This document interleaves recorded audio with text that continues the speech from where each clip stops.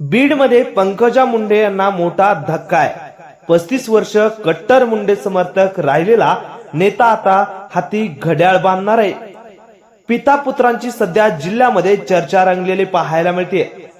आगामी स्थानिक स्वराज्य संस्थांच्या निवडणुका सध्या तोंडावर आल्यात आणि प्रत्येक पक्ष आपली ताकद वाढवण्याचा प्रयत्न करते। विरोधी पक्षातील अनेक नेते सध्या पक्षांतर करत असताना सुद्धा पाहायला मिळतात। अशातच आता बीड मधून मोठी बातमी समोर आली आहे। भाजप नेत्या पंकजा मुंडे यांना मोठा धक्का बसलाय। गेली 35 वर्ष मुंडे घराची साथ दिलेल्या पिता पुत्रांनी आता मोठा निर्णय घेतलेला आहे। अजितदादांच्या राष्ट्रवादीचे घड्याळ बांधण्याचा निर्णय त्यांनी घेतलाय।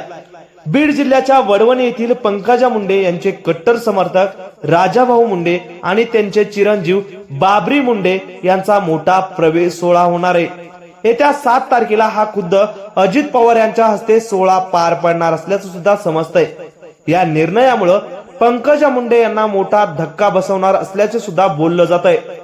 बीड जिल्ह्याच्या वडवणी येथे बाबरी मुंडे आणि त्यांचे वडील राजाभाऊ मुंडे यांचे मोठे वर्चस्व आहे। अशा परिस्थितीमध्ये पंकजा मुंडे यांची साथ सोडत आता हे पिता पुत्र राष्ट्रवादी काँग्रेस अजितदादांकडे प्रवेश करणार असल्याने आता राजकीय चर्चा वर्तुळात सध्या चर्चेला उधाण आले असल्याचे सुद्धा पाहावयास मिळतंय। स्वर्गीय गोपीनाथ मुंडे यांना राजाभाऊ मुंडे आणि त्यांचा मोठा पाठिंबा असल्याचं सुद्धा पाहायला मिळतंय। त्यांच्या पश्चात त्यांच्या कन्या पंकजा मुंडे आणि डॉक्टर प्रीतम मुंडे यांना त्यांच्या निवडणुकीसाठी या पिता पुत्रांचा मोठी साथ सुद्धा लाभली होती। मात्र पंकजा मुंडे या 2019 मध्ये निवडणुकीत हरल्या आणि त्यांना मंत्रिमंडळात कुठे स्थान दिले गेले नाही। याचा फटका अनेक कार्यकर्त्यांसह बाबरी मुंडे आणि राजाभाऊ मुंडे यांनाही बसला। यानंतर वडवणी नगर पंचायतीच्या निवडणुकीमध्ये प्रकाश सोळंके यांच्या पॅनलने बाजी मारत या पिता पुत्राला नगर पंचायतीमध्ये देखील हार मानावी लागली आहे। दरम्यान आता होऊन गेलेल्या लोकसभा निवडणुकीत देखील पंकजा मुंडे यांना पराभव पत्करावा लागलाय आणि यानंतर मात्र पंकजा मुंडे यांना भाजपच्या राष्ट्रीय सचिव या पदाव्यतिरिक्त कुठलेही स्थान नव्हते। त्यामुळं कार्यकर्त्यांना गुपचूप बसण्याशिवाय पर्याय नव्हता। मात्र काही महिन्यांपूर्वी विधान परिषदेवर पंकजा मुंडे यांना आमदारकी मिळाली आणि त्यांना राज्यात कॅबिनेट मंत्रीपद देण्यात आलं। तर बीड जिल्हा सोडून त्यांना जालना जिल्ह्याचं पालकमंत्री म्हणून जबाबदारी सुद्धा देण्यात आली। अशा परिस्थितीमध्ये त्यांचे कट्टर असणारे खांदे समर्थक मात्र निराश झाल्याचे वारंवार दिसून आले। याचे जिवंत उदाहरण म्हणून राजाभाऊ आणि त्यांचा मुलगा बाबरी मुंडे आहेत। राष्ट्रवादी काँग्रेस अजित पवार गटाचे आमदार प्रकाश सोळंके यांच्यासोबत ज्यांचे कट्टर विरोधी म्हणून बाबरी मुंडे आणि राजाभाऊ मुंडे यांची ओळख होती। आता या विरोधकामध्ये जवळतीका आली का अशी सुद्धा चर्चा रंगली।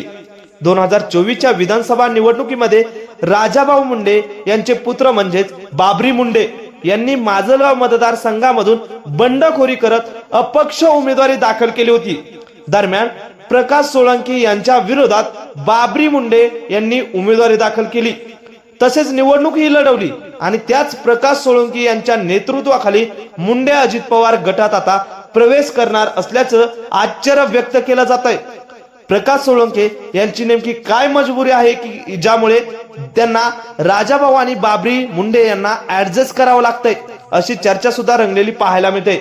2024च्या विधानसभा निवडणुकीत राष्ट्रवादी काँग्रेस अजित पवार गटाकडून उमेदवारी मिळाल्यानंतरही काकासाठी माघार घेणाऱ्या जयसिंग सोळंके यांना पुढच्या निवडणुकीमध्ये माजलगाव मधून संधी मिळू नये यासाठी आमदार सोळंके हे मुंडे पिता पुत्राला जवळ करत असल्याची सुद्धा चर्चा संपूर्ण माजलगाव विधानसभा मतदारसंघामध्ये रंगल्याची सुद्धा पाहायला मिळते।